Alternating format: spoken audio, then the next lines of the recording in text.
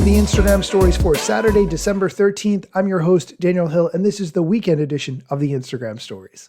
Today on the show, we're going to hear from Jimmy Donaldson, also known as Mr. Beast, one of the most followed people, if not the most followed person on the planet, on his strategy of how he thinks about each of the social media platforms and why he's chosen to spend more time on YouTube than anywhere else.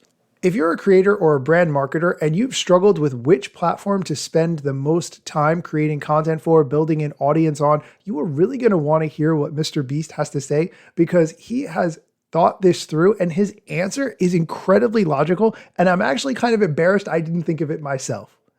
We'll also hear from the Instagram @creators account with an explanation of the metric when people liked your reel inside the Instagram analytics, which is actually a really helpful thing. In this video, they explain why knowing when someone liked your video, at what point that happened, is incredibly helpful to help you gauge who's watching your content, when they're liking it, and how that should shape your future content. We'll also hear from the YouTube team talking about something called Brand Partner Video Access via Brand Connect. Basically, this is a way that if you create content for a brand, whether it's a long form video or a short, that you can share that content with the brand and they get access to the statistics and seeing how that content performs. We'll talk about all of that plus more on today's episode, but first, here's a quick word from our sponsors. Welcome back. Let's start with the YouTube news. YouTube has rolled out something called Brand Partner Video Access, which used to be called video linking. And essentially, it's the official way to share access to the sponsored content that you as a content creator make. And you can share that whether it's a long form video or a short with brands that you have chosen to share that content with. In this video, they explain what the benefits are of using Brand Partner Video Access, what the brand actually gets visibility into seeing, and how to start. Here's the clip. What's up, insiders? Today, we're here to talk about Brand Partner Access. Simply put, Brand Partner Access is an official way to share access to your sponsored content, whether it's a long-form video or a short, with brands that you trust. What was previously known as creator or brand-initiated video linking is now being rebranded to Brand Partner Access. So what happens when you share access? You allow the brand to do two things.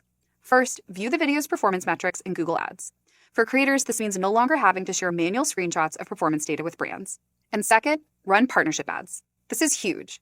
This allows you to promote your video as part of a partnership ad campaign across YouTube and Google platforms. Now let's talk about how this benefits you, the creator. First, it saves you time so you can focus on what you do best, creating content. Brand Partner Access provides brands the ability to view key video performance metrics like total watch time, view duration, engagement rate, and crucial audience demographics so that you don't have to spend time screenshotting and sending old performance metrics. Second, it allows you to build stronger partnerships with brands. By giving brands the ability to effectively measure and boost your content, you prove your value as a partner, which leads to more and often larger deals down the road. And lastly, it helps you grow your audience. If a brand uses your video in a partnership ad campaign, your video will get surfaced to a new, highly targeted and relevant audience. So how do you get started with Brand Partner Access? Getting started is simple and can be initiated by either you or the brand.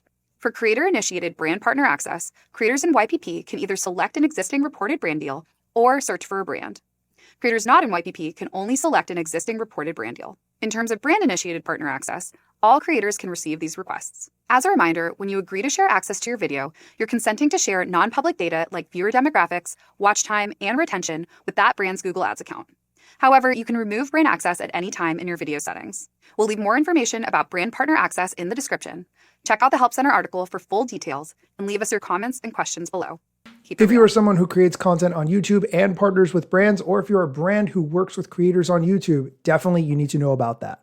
Okay, let's move on to the Instagram strategy part. This has to do with the Instagram analytics and the indication of when someone actually double tapped or clicked the heart on your reel in order to like it and what that means. Here's the clip from the Instagram @creators account. If you are determined to become a successful creator, there is one metric inside Instagram's analytics that you will really want to pay attention to. Instagram's When People Liked Your Reel feature will show you how engaged your community actually is. When I doubled my audience earlier this year by posting 500 pieces of content in 30 days, I knew I didn't want just followers. I wanted people who were actively paying attention to my content. You can have a ton of followers, but if they're not actually engaging with your content, they're not going to convert to opportunities or income. And brands have gotten really smart and now also prioritize engagement metrics over follower count when it comes to partnering with creators. So if you look at the graph and you see that most people are liking your video at the beginning, those are people who just already follow you, they're supporting you, but they're not actively paying attention to your content. Versus if you see on the graph that there's a big spike at the end, that means people are watching your video all the way through and they're engaging at the end, which means they really digested what it is that you said or shared in that piece of content. Understanding your analytics will take a lot of the guessing out of content creation. You'll be able to create reliable content that consistently performs well and therefore attracts more brand partnerships. Good luck, and as always, I'm rooting for you.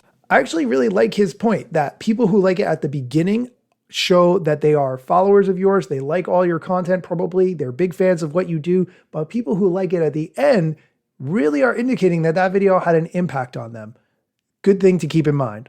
We're going to take a quick break. When we come back, we're going to hear from Jimmy Donaldson, also known as Mr. Beast, with his strategy about which platforms he chooses to spend the most time creating content for and why you should think about it the same way. Stick around. Welcome back. Here's Jimmy Donaldson, also known as Mr. Beast, talking about his strategy when it comes to which platforms he chooses to create content for and why. Here's the clip. You started on YouTube. I'm curious how you think about the other platforms. I know there was a time when Elon Musk was tweeting at you to make his videos on his platform. I'm curious how you think about Instagram. There was a moment at which you were going to actually buy a stake potentially or be part of a group that would buy TikTok. How do you think about the different platforms today and who ultimately wins? Or has YouTube already just run away with it? Well, if you're trying to reach as many people as possible, you should definitely be on all of them because there's a certain fragmented audience on them.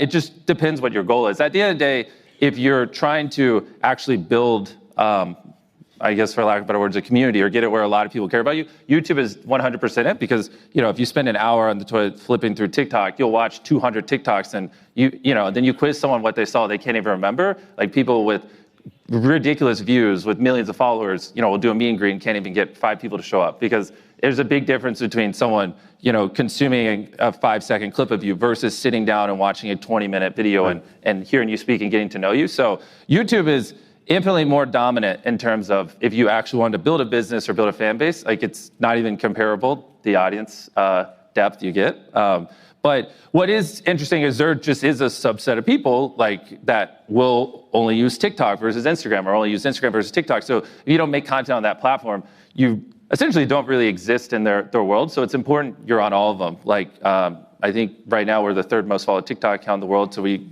try very hard on TikTok. We try very hard on Instagram because obviously Instagram, a lot of women use that might not use TikTok or use YouTube. And so again, in their world, if you're not on that platform, you just don't exist. So they're all important. But if you were to say which one, if you wanted to sell $100 million in a product would be the most important, it'd be YouTube by a mile. I love that clip for so many reasons. First off, he's right. People expect you to be on every platform, and if you are not on the one they spend the most time on, it's like you don't even exist. That is 100% accurate. Having said that, I also think he's right in that there is a more meaningful connection that is felt when a person watches a longer form video.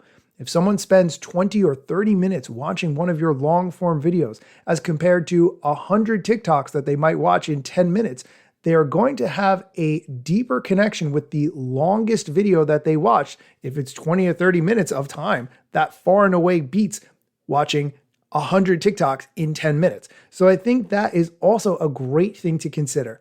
Overall, the answer boils down to YouTube, but it is a lot more of a time and money investment to make a great YouTube channel. So I do understand that as well. That is going to do it for today's episode. I feel like there was a lot of strategy in here, which is good. Hopefully you found that helpful. I'm also speeding up the YouTube clips, so hopefully you find that a little bit of a better way to listen also. Thank you so much for listening. Come back on Monday for Mosseri Monday, where we break down what the head of Instagram shared on his weekly Ask Me Anything. You can find links to everything I talked about in the show notes, so you know I'm not just making it up. There is actual content that you can watch for yourself, backing all this up. And you can subscribe to my email newsletter from the link in the show notes as well. Thank you so much for listening. Let's get it. The year was 2013. You posted your first pic and you're glad you posted seen. Your friends liked it too, but what you didn't know is what posting on that platform would do. Taking all your time and attention, doom scrolling. Also, let me mention, you gotta post on every platform, putting content on every set just to conform. Likes gave you validation. conversation and you got hooked. Now engagement is down, you feeling overlooked. Hey, keep coming back for more podcasts. And find me on Instagram at Daniel Hill Media.